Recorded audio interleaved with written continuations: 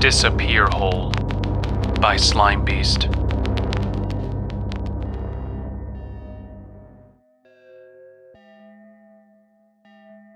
I guess you could say I've always been a little less than adventurous.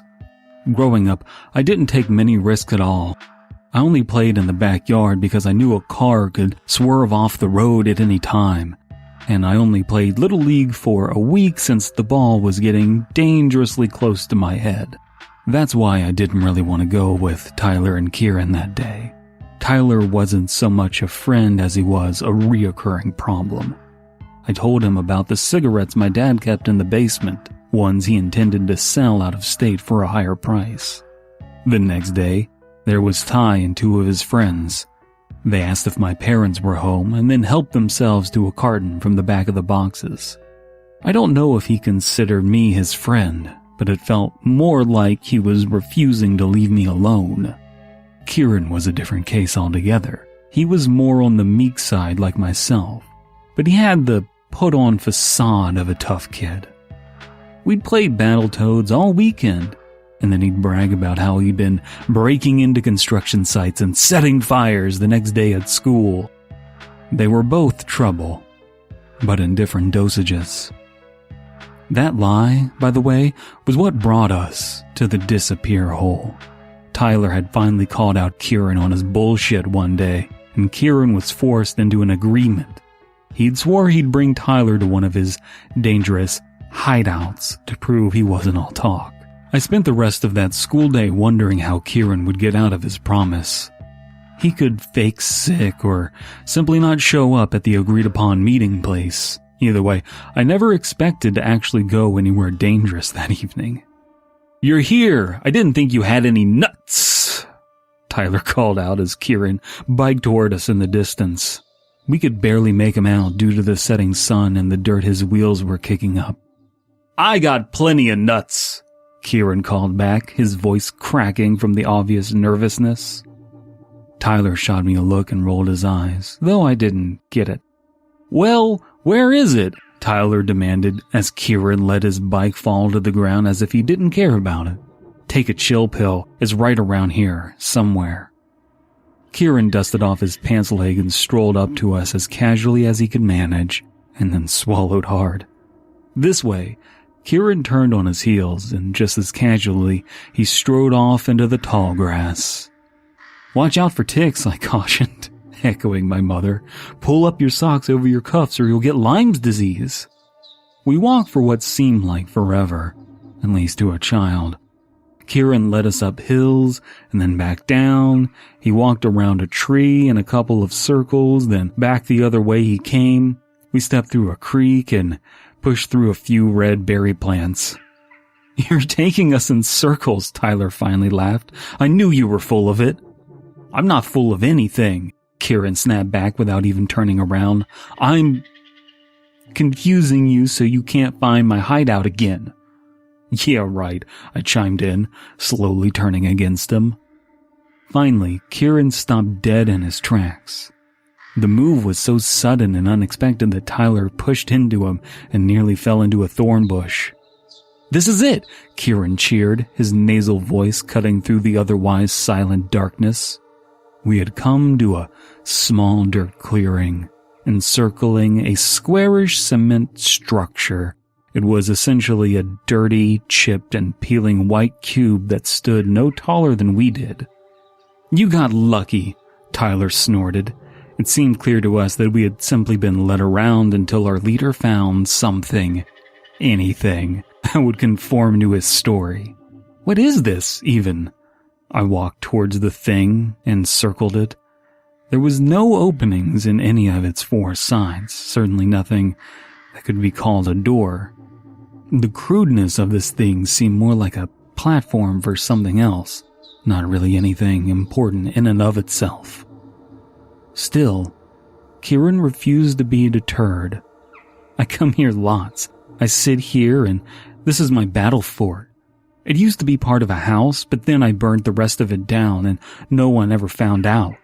He hoisted himself onto the structure, talking it up the whole time. "Oh," he gasped. "Wow. By the time Tyler and I climbed to his position, Kieran had regained his composure. He acted as if he had never seen that perfectly circular hole in the top of the cube. But only at first. Now he knew everything about it. "This is a water holder," Kieran proudly explained. I peered down into the opening and saw nothing but darkness beyond the stained, corroded metal lip. "Rain collects in here so that you can drink it," the boy continued. "Nah, it's just a septic tank or something," Tyler shook his head. "That's where the poop goes." Kieran and I laughed uncontrollably at this statement, though Tyler seemed to be sure of it. Looking back on it, the smell should have solidified the fact that that wasn't true. There was nothing to suggest any kind of decay whatsoever. The chilly air that softly blew from the opening smelled like nothing. It wasn't just clean smelling or in some way vaguely pleasant. There was an actual absence of any sort of odor. Nothing. That, mixed with the complete blackness within, made the thing seem bottomless. "One of us should climb down there and see if there's anything cool. One of us can hold the other's hands." Tyler seemed quite pleased with his idea, but after a moment it seemed as if there would be no volunteer. "We should throw something in and see how deep it is," I remarked, thinking this information was somehow necessary. "What about a pencil or something?" Kieran felt his pockets. We all did, and found nothing of the light to toss into the abyss. "Nah, I didn't bring anything," I sighed. "Tyler, you have a lighter, right?" He felt his own pockets. First his pants, then his jacket, then he shrugged. "No, I didn't bring one." "A flashlight, maybe?" I rubbed my head as we all stood around the pipe. "Nope," replied Tyler. Kieran shook his head. I turned to look down the clearing, figuring we could find a rock or branch. This was an obvious choice we should have started out with. "Hey," Kieran mumbled as he turned and looked around with me. "Didn't we have a flashlight?" "Nope," Tyler quickly answered. Then we surveyed the darkness around us, save for the moonlight illuminating the clearing and the shining white block we stood upon. Everything was black. I wondered how exactly we had gotten to that spot without light, and it seemed like the others were considering this as well. "No, I had a flashlight. At least I think I did." Kieran's face contorted in the way it did when he was trying to think. Yeah, there was a pocket light I found on the bus that one time." "I must have had a lighter too," Tyler patted his pockets. "I hide one under the mailbox before school and pick it up when I get home. This is weird." "Wait a minute." I turned back towards the pipe and leaned down, peering into the darkness. There, in the sea of black, was the smallest pinprick of light. It grew slowly dimmer, and then dimmer still, as if it were slowly falling into nothingness. "That's my flashlight!" Kieran yelled as he squatted to see what I was looking at. "It's a disappear hole." Tyler stepped back, then awkwardly toppled to the dirt. "And makes anything you put in disappear forever and you don't remember. This place is haunted or something." "Holy shit," I called out, having no control over my tongue. "Get away fast!" Kieran and I rolled off the cube quickly and joined Tyler on the ground. The three of us ran all the way back to our bikes without uttering a word. We were too busy worrying about how cowardly we each looked to each other.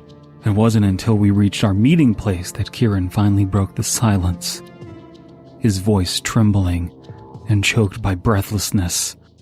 Tyler and I only stared wide-eyed as he spoke. "Whose bike is that?"